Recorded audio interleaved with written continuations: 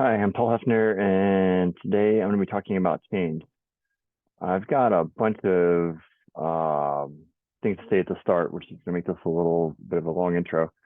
I just got a melanoma cancer diagnosis today, and was entirely not expecting it. We went in and got a biopsy for what I thought was um, whatever the normal. I forgot what it's even called. My mind is racing a little bit, but just the normal things where they just basically cut it out. But they came back and said the biopsy was melanoma, and now they're gonna have to do a surgery and probably do a biopsy in my neck or armpit and a bunch of other much longer recovery time. Plus, it's cancer and it could spread, and they don't know the basis for it.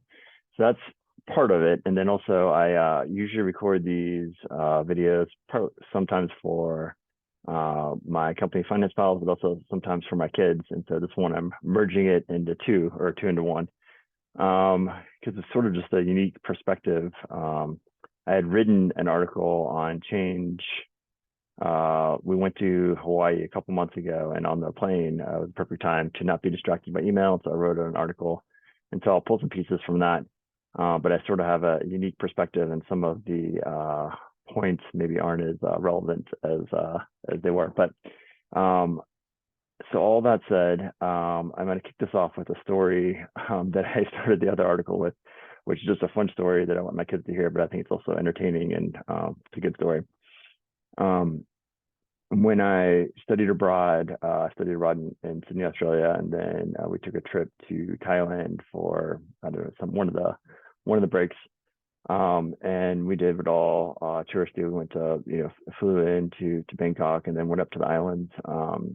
And we literally we were naive college kids. We got off and took a bus, and the bus was taking us to the beach. I don't remember what beach it was, but so we got off the bus, and there were all it's a touristy thing. So you get off, and there's all these rickshaw drivers that are sort of pedal bikes or other sort of crazy Thai transportation.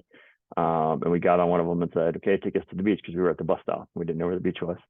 And so he takes us down to the beach, and we start walking along the beach, and we find a hotel or a hospital. It was more like a Airbnb before there was Airbnb, because this was in, I don't know, I guess it was 2001 or so. And anyway, so we get our stuff, we drop our bags off at this nice sort of Airbnb place right on the beach, and this is awesome. We say, great, let's go explore on the beach, and we go down to the beach, and there happens to be a guy down there with a boat, and the boats are those really long boats, and they have a sort of engine that sticks off the back, and they can drive you around. He said, "Hey, we're going snorkeling." He wants to go snorkeling, and so my friends and I all jump on the boat and go snorkeling for the day. I mean, the water feels like a bathtub. It's like 80, 90 degrees. I don't remember the snorkeling actually being that great, but the islands were all really cool. There were some beaches where you could walk through, and like waves would come crashing through like the middle of the island. It was like two islands connected sort of with sand in the middle, and they had all these cool like rock formations that they said, this one looks like a turtle, or this one looks like a gorilla, and all these cool things. So it was a great day. And then the boat's going back, and the boat pulls into like a busy like port, um, with like a big dock and everything. And everybody gets off, and we sort of look at the guy and say, "Hey, this isn't where you picked us up. How do we get back to to where you picked us up?" And he said, "No, this is the end of the tour. This is the main, what you call it, the I don't know, the main port."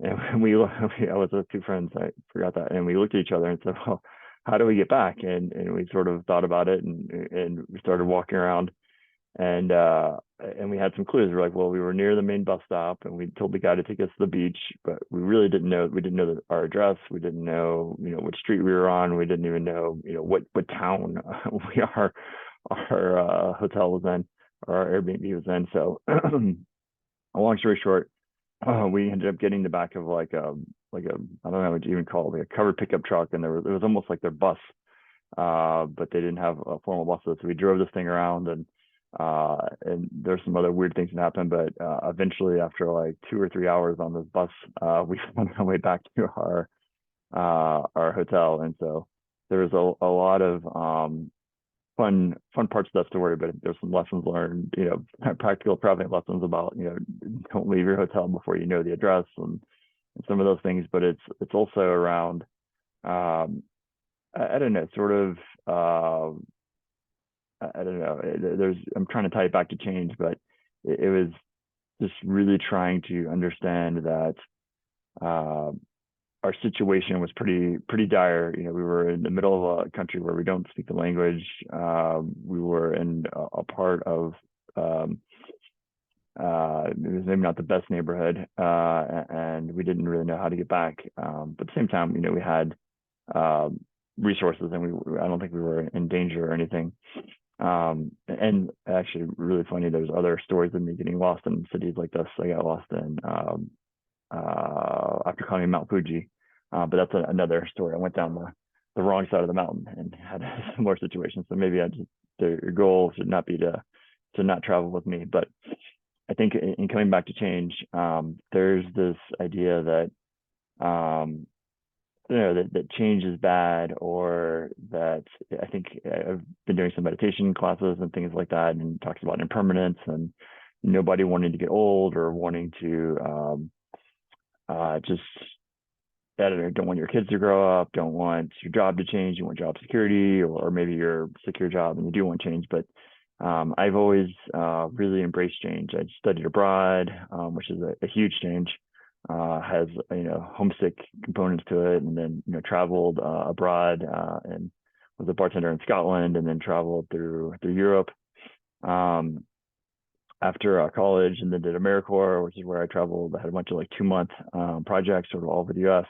And then did consulting where I did projects all over the U.S. Travel. I did a project in Africa, I did a project in Canada, but a lot of traveling, which there's always a change with traveling, but then also with careers. And I think a lot of people have changes with jobs and having kids and getting married, and all these things are really good changes. I think people are really excited when all these things happen, but there's also this element of not wanting to grow old or anything like that. And so I think for me, sorry if I'm repeating myself, but I am an Enneagram 7, which means I sort of look for the fun and adventure and everything. And so even with this diagnosis of melanoma, and I asked my wife Emily what the worst case scenario was, and she's a surgeon and knows literally every worst case, which started with all these different scenarios, and it was good to hear. And I think in my mind, I don't know, I sort of treat it as trying to think of maybe a little different perspective, but living every day as if it's your last or whatever. I'm more dreading the recovery. And I think I asked her how long it's going to take to recover, and she was saying 2 weeks to start feeling better, and then sort of being tired for maybe another total of 12 weeks or something, which to me sounds horrible. So I'm more dreading that. And then who knows what the cancer will be, and if there'll be other treatments and chemo, and we have no idea. We're in the very early stages of getting the biopsy, or getting the tumor removed, and they'll biopsy that, I guess, and find out more. But I think that my things have changed now. And actually, this is the most sporadic blog post ever, but we're moving our houses too. So you can see we started packing. The shelves are a little bare. There's some stuff on the floor, a box over there. And that's where my original blog post went, which was talking about, preparing our kids for the change. We just had a big conversation a couple of days ago around, what we were feeling sad about, what we're feeling nervous about. And it was super good to talk about our feelings, because I'm not great on feelings. And it was also fun to talk about what we're excited about. And we've been doing a lot of things like going to the house and doing s'mores in the fire. There's a fireplace in the back, and so getting the kids excited. We did swim team this summer, so we have friends in the neighborhood, and all of these things make it super exciting for us to move. There's still not fun packing, and it's going to be super stressful. But I don't know. I really look for being an Enneagram 7, I look for the fun and the positives and the change. And so even with this cancer diagnosis, I may completely change my mind when I get a little more perspective in a couple of days or a couple of weeks. But I, had a sort of normal day.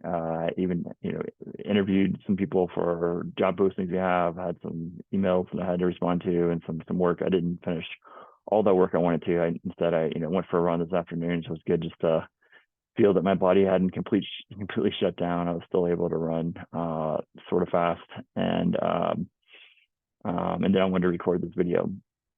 And mainly because I've been delaying it. I usually record these videos every birthday and a few other times a year for my kids, in case I do die. I want them to have some videos to remember me by, and hear fun stories about me getting lost in Thailand.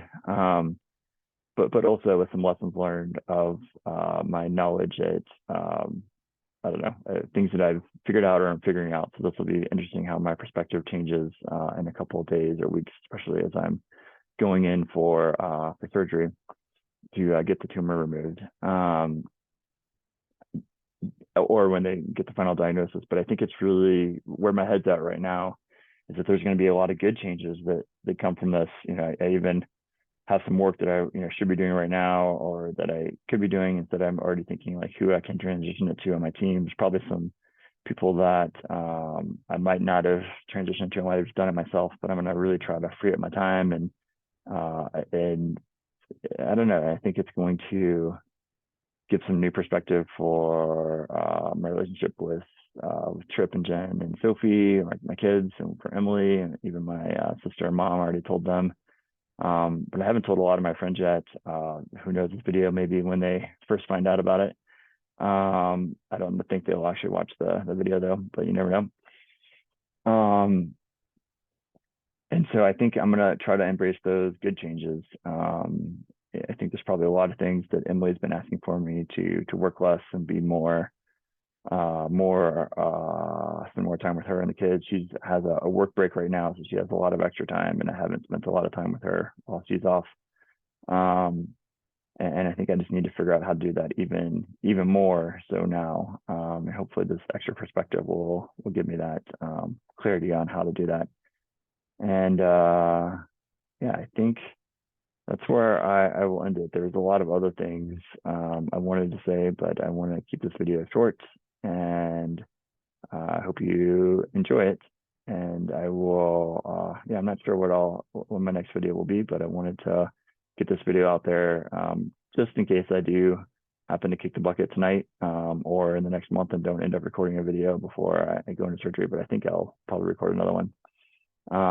But it just gave me that extra kick in the butt to actually record a video, because like I said, it's probably been 3 months since my birthday, and I've just been sort of delaying it and thinking about it, but never actually taking the time. So I wanted to hit record without any real plan and see where the video went with at least one fun story. So thanks for watching.